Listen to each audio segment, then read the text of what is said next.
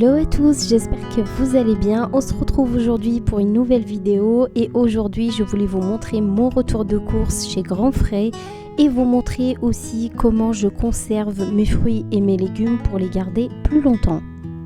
Et comme vous le savez, chez moi on mange énormément de fruits et de légumes, d'ailleurs on mange un peu plus que la viande et pour ça j'aime bien varier les plaisirs et les goûts, donc je vous montre ce que j'ai pris.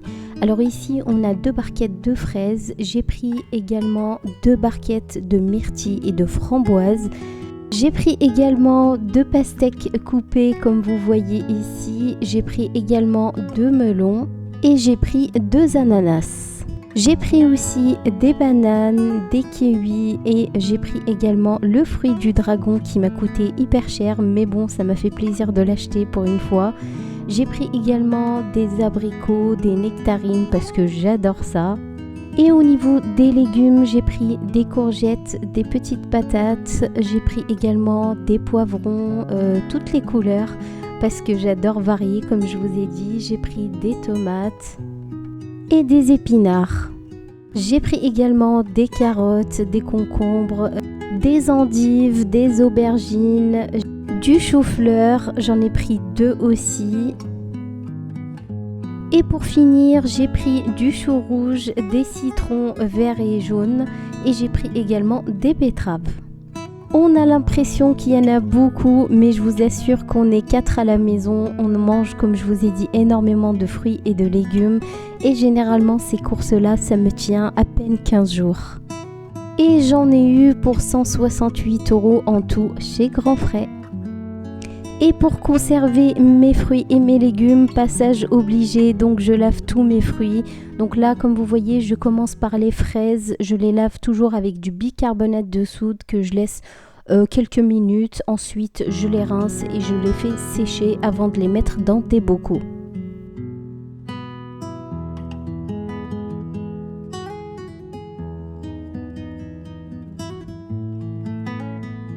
Je fais pareil avec les framboises et les myrtilles, donc là comme vous voyez je les trie parce qu'il y en a qui sont beaucoup plus mûrs que d'autres, donc ceux qui sont mûrs je les garde pour les manger tout de suite. Ici je viens laver également les nectarines et les abricots. Je viens ensuite préparer quelques fruits pour la journée et le matin, comme ça les enfants ils ont plus qu'à piocher dedans et je trouve ça tellement pratique. C'est une boîte que j'ai achetée chez Amazon, si ça vous intéresse je vous laisserai le lien en barre d'informations. Je viens ici leur découper quelques petites fraises et généralement je prends toujours les fraises les plus mûres pour commencer. Ensuite je leur découpe aussi quelques bananes et quelques kiwis également. Je viens m'attaquer ensuite à la découpe du melon et comme je sais qu'il n'y a que moi qui va le faire, donc je préfère le faire maintenant. Et voilà, donc je leur découpe quelques petits morceaux et je leur mets dans la petite boîte et le reste je le garde au frigo et à chaque fois je remplis la boîte quand elle est vide. Je fais la même chose avec la pastèque, donc je découpe quelques petits morceaux que je leur mets dans la boîte et le reste je le garde au frigo et comme ça tous les jours je leur remplis la boîte quand elle est vide. Pour garder mes fraises le plus longtemps possible, je viens les sécher et ça c'est vraiment une étape très importante si vous voulez que vos fraises tiennent jusqu'à au moins 2 semaines. En tout cas moi c'est ce que j'arrive à faire. Donc je les sèche une par une, il faut vraiment qu'il n'y a pas d'eau.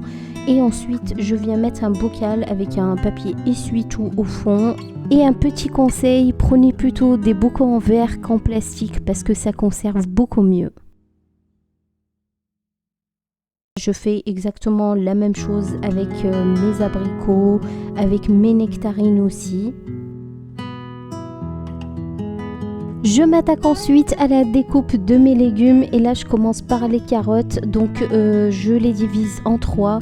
Donc il y a une partie que je coupe en bâtonnets pour les apéros le soir, surtout l'été. Ensuite quelques-unes en rondelles et d'autres en petits cubes, comme ça j'ai le choix quand je veux cuisiner. Et je viens tout simplement les mettre dans des bocaux. J'utilise toujours des bocaux en verre pour une meilleure conservation et ensuite je viens remplir mes bocaux jusqu'à couvrir mes carottes et je viens tout simplement les refermer et tous les 3 jours je change l'eau.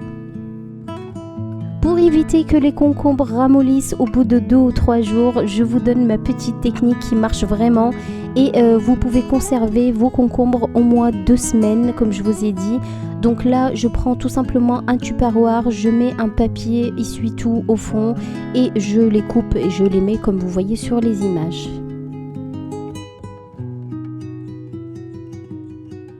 Pour conserver mes tomates le plus longtemps possible aussi, donc je fais exactement la même technique que pour les concombres. Là, je viens tout simplement les essuyer pour éviter qu'il reste encore un peu d'eau. Et je les place dans un tupperware avec un papier essuie-tout au fond.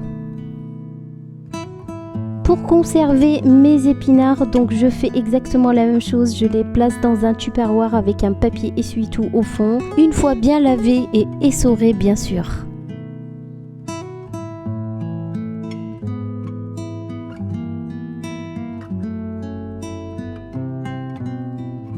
Le résultat final est juste satisfaisant et là je sais que je suis tranquille pendant au moins 15 jours. Donc là je vous ai pas montré à la caméra mais j'ai fait également griller des poivrons et des aubergines au four.